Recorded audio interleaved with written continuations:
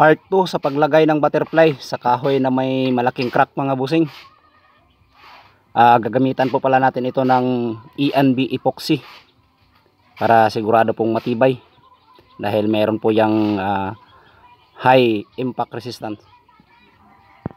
Kailangan po nating lagyan ng epoxy palibot at mailapat po yan ng maayos para sigurado po. Sana'y panoorin nyo po hanggang sa dulo mga bossing para makita nyo po yung partial na resulta. Partial lang muna dahil hihintayin pa po kasi natin itong matuyo o tumigas itong epoxy bago po natin ma-planer at ma-sander.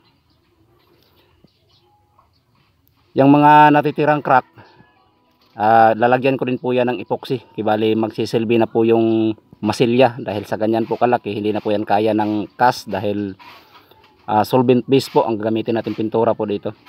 Kaya cast po ang ating pangmasilya.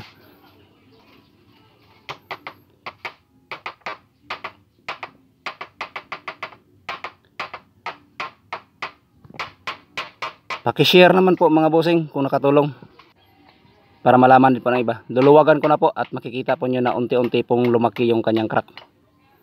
Pero hanggang dyan na lang po talaga yan. Maraming salamat.